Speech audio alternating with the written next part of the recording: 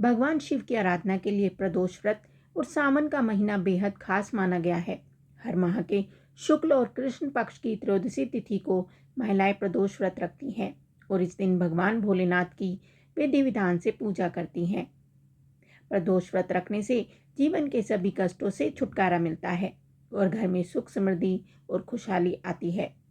परिवार के सदस्यों पर भगवान भोलेनाथ की कृपा हमेशा बनी रहती है।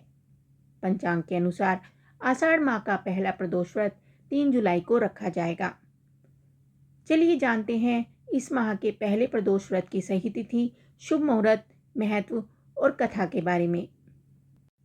आषाढ़ माह के कृष्ण पक्ष की त्रयोदशी तिथि का आरंभ 3 जुलाई को सुबह 7:10 पर होगा और 4 जुलाई को सुबह 5:54 पर इसका समापन हो जाएगा। इसलिए उदय तिथि के अनुसार 3 जुलाई को पहला प्रदोष व्रत रखा जाएगा। इस दिन बुधवार पड़ने के कारण इसे बुध प्रदोष व्रत कहा जाएगा। पूजा का शुभ मुहूर्त। प्रदोष व्रत में प्रदोष काल में भगवान शिव और माता पार्वती की पूजा का बड़ा महत्व है।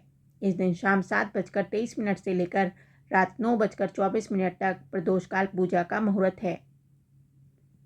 पूजा सामग्री। प्रदोष व्रत की पूजा में सफेद चंदन, इत्र, जनेऊ, अक्षत, पीला और लाल चंदन, कपूर, धूप बत्ती, बेलपत्र, शिव चालीसा, पंचमेवा, घंटा, शंख, हवन सामग्री, देसी घी, दक्षिणा, मिठाई, माँ पार्वती के लिए श्रृंगार सामग्री, कलावा, फल फूल और रोली पूजन सामग्री में जरूर शामिल करें। पूजा विधि।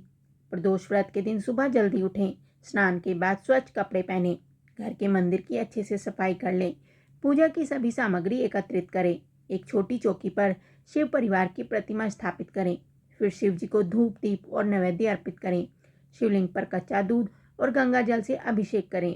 इसके बाद सायंकाल में भगवान शिव की विधिवत पूजा करें, शिवलिंग पर जलाभिषेक करें, प्रदोष व्रत की कथा पढ़ें। शिवलिंग पर बेलपत्र, फूल, धतूरा, आक के फूल और भस्म चढ़ाएं। इसके बाद शिव जी के बीज मंत्र ओम नमः शिवाय का 108 बार जाप करें, शिव चालीसा का पाठ करें। अंत में शिव गौरी समेत सभी देव देवताओं की आरती उतारें। बुध प्रदोष व्रत कथा। प्राचीन काल में एक विधवा ब्राह्मणी अपने पुत्र को लेकर भिक्षा लेने जाती थी और शाम को लौटती थी। एक दिन जब वह भिक्षा लेकर लौट रही थी तो उसे नदी किनारे एक सुंदर बालक दिखाई दिया जो विदर्भ देश का राजकुमार धर्मगुप्त था। शत्रुओं ने उसके पिता को मारकर उनका राज्य हड़प लिया था। उसकी माता की मृत्यु भी अकाल हुई थी। ब्राह्मणी ने उस बालक को अपना लिया और उसका पालन पोषण किया। कुछ समय बाद ब्राह्मणी दोनों बालकों के साथ देवयोग से देव मंदिर गई। वहां उनकी भेंट ऋषि शांडिल्य से हुई।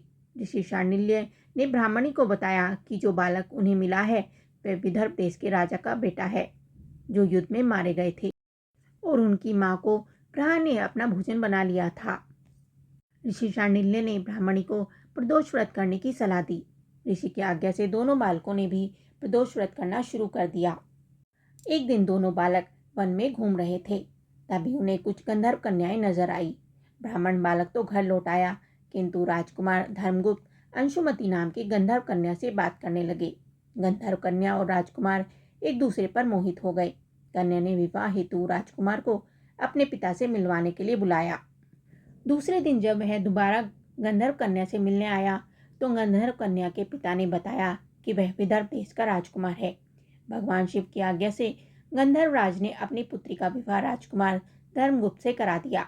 इसके बाद राजकुमार धर्मगुप्त ने गंधर्व सेना की सहायता से विदर्भ देश पर पुनः आधिपत्य प्राप्त कर लिया। यह सब ब्राह्मणी और राजकुमार धर्मगुप्त के प्रदोष व्रत का फल था।